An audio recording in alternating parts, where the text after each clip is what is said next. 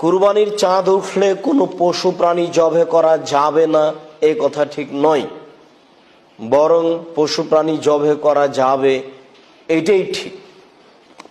কুরবানির চাঁদ উঠলে যারা কুরবানি করব বলে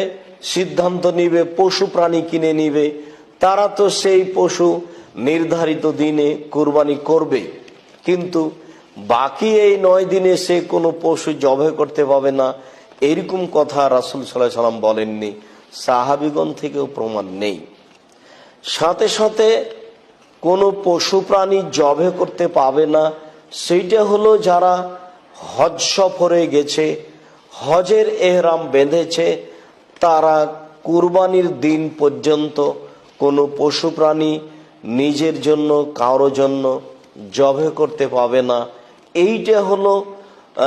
যারা হজ পালনের জন্য হজ